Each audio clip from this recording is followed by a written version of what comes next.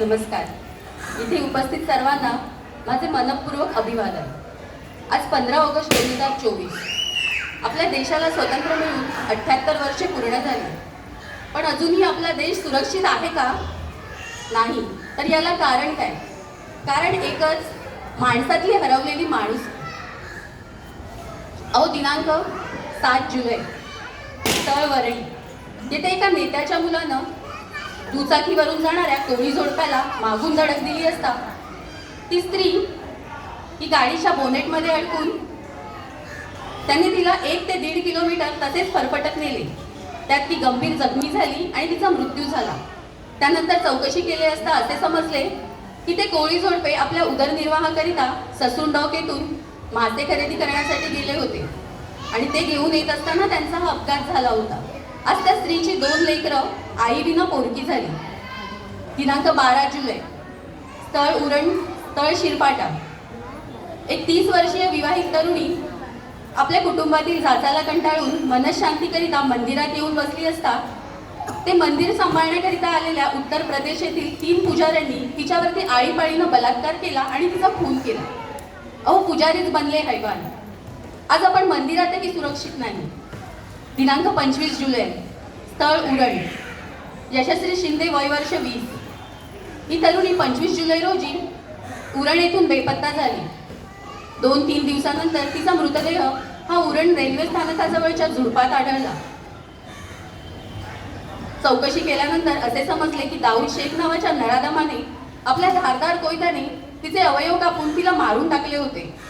जेव्हा हे प्रेत सापडले तेव्हा त्या प्रेताच्या भोवताली कुत्रे बसून त्या प्रेताचे लचके तोडत होते. काय वाटलं असेल तिच्या आई वडिलांना? कुठे गेलाय आपल्यातला माणूस? कुठे हरवली आहे आपली माणुसकी? एका कवीने म्हटलेच आहे, बंदूक रक्षकांची बनवेल भक्ष आम्हा, झोपेन भयमुक्त अशी एकही रात नाही. माझाच देश आता माझ्यात राहत नाही, गर्दीत माणसांच्या माणूस जात नाही. अरे मित्रांनो, किड्या मुंग्या, रानदेवने, झाडा झुडपांच्या या पसाऱ्यात जगण्यापेक्षा 2 हात, 2 पाय आणि मेंदू लाभलेली जमात म्हणजे माणूस, ज्याच्या हृदयात श्रद्धायुक्त प्रेमाचे अखंड झरे वाहतात, तो माणूस. आहार, निद्रा, भय, मैथून या 4ही गोष्टी पशुपक्षी करतात, पण 5वी विचार करण्याची शक्ती ज्याच्यात आहे तो माणूस. अगदी जीवशास्त्राच्या भाषेत सांगायचे झाले तर ज्याचा अंगठा त्याच्या 4 बोटांपासून वेगळा झाला आणि त्याच्या जीवावर हा निसर्गाचा डोलारा उभा राहिला, अशी निसर्गाची अप्रतिम निर्मिती म्हणजे माणूस. माकडाची शेपूट गेली, तो उभा राहिला, तो पळू लागला. त्याच्या बुद्धीची झेप एवढी की तो चंद्रावर पोहोचला. त्याच्या बुद्धीची धाव एवढी की तो मंगळावर पोहोचला. त्यानं समुद्र काबीज केले, त्याने नद्या अडवल्या, त्याने जंगलं ताब्यात घेतली आणि इथेच खरा घोळ झाला. त्याने जंगलं ताब्यात घेतली आणि त्याच्या मनातली हिरवळ नष्ट झाली. त्याने पाखरांचे संसार उद्ध्वस्त केले. त्याने नद्या अडवल्या पण मनातले प्रेमाचे झरे आटवले. त्याने समुद्र काबीज केले पण मनात संकुचित डबकं निर्माण झालं. त्याने ग्रहताऱ्यांवर राज्य केलं पण त्याला संवेदनांचं ग्रहण लागलं. अगदी सोप्या भाषेत सांगायचं झालं ना तर माणूस हा माणुसकी विसरला, माणूस त्याच्या मूळ अस्मितेला विसरला. पूर्वी जेवणावेळी घासातला घास बाजूला काढून वाटीभर भाजी शेजाऱ्याच्या घरी नेऊन देणारी पिढी आज थकली आहे. रात्रीचा मसाले भात आणि चपात्या कचरा कुंडीत टाकताना एखाद्या उपाशी लेकराला याची गरज असेल का असे आपल्याला जेव्हा वाटत नाही ना, तेव्हाच आपल्यातला माणूस हरवला आहे. आणि इथेच पाडगावकर म्हणतात, या झोपड्यात आली वाहून ही गटारे, चिखलात हुंदक्यांच्या माणूस शोधतो मी, कोलाहलात साऱ्या माणूस शोधतो मी, गर्दीत माणसांच्या माणूस शोधतो मी. आज कोणतेही वर्तमानपत्र उघडा, चॅनल सुरू करा, व्हॉट्सअप ओपन करा, फेसबुक लॉग इन करा, तुम्हाला प्रचंड गर्दी दिसेल. ती गर्दी असते फक्त माणसांची, पण हीच गर्दी थंड असते त्यांच्या आया बहिणींची अब्रू लुटताना.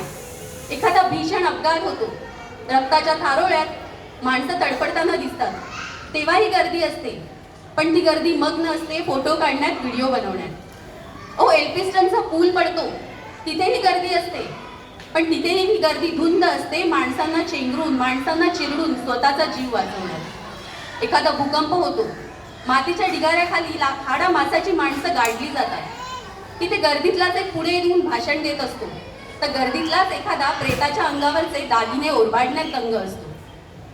आजकाल मातीच्या भिंतींना सिमेंटचा दिलावा आला आहे, पण माणुसकीचा ओलावा मात्र पापुद्रे उडावा तसा उडून गेला आहे. आज फ्लॅट सिस्टीममध्ये अपार्टमेंटमध्ये माणसं घरानं जवळ आली, पण मनानं ती तितकीच दुरावली. आणि म्हणूनच इथल्या माणसांची मनं ही मुरदाड झाली. आणि म्हणूनच मला हा विषय इथे मांडण्याची वेळ आली. मान्य आहे मित्रांनो, मान्य आहे की निसर्गातल्या इतर प्राण्यांप्रमाणे माणूसही स्वार्थी असतो आणि त्यांना ते असावंही. पण आपले पोट भरल्यानंतर दुसऱ्याला देण्याची दानत ही फक्त पशुपक्ष्यांमध्येच असते.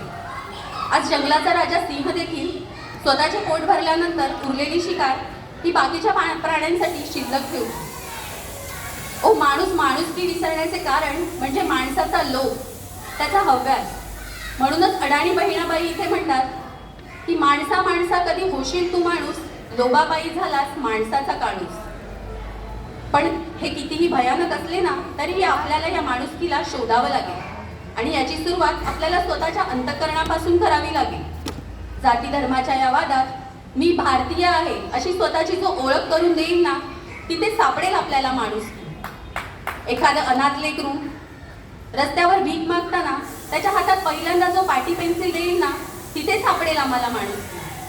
संपूर्ण घर जेव्हा स्त्री जन्माच्या स्वागतासाठी सुसज्ज असेल, तिथे सापडेल आम्हाला माणुसकी. एखादे झाड तोडताना त्याला एखाद्या लेकराप्रमाणे कवटाळून उभा राहील, तिथे सापडेल आम्हाला माणुसकी. परस्त्री ही कायम आई माते समान जो मानेल, तिथे सापडेल आम्हाला माणुसकी. हिंदू, मुस्लिम, शीख, इसाई हे शब्द जेव्हा मातीच्या ढिगाऱ्याखाली गाडले जातील, तिथे उगवून येईल माणुसकी. आणि त्यावेळी जी गर्दी असेल, ती गर्दी असेल ही अस्सल माणसांची, माणुसकीच्या माणसांची. आणि त्यानंतर हा विषय इथे मांडावाही लागणार नाही, कारण त्यानंतर माझा भारत देश हा खऱ्या अर्थानं स्वतंत्र झालेला असेल. जय हिंद, जय महाराष्ट्र.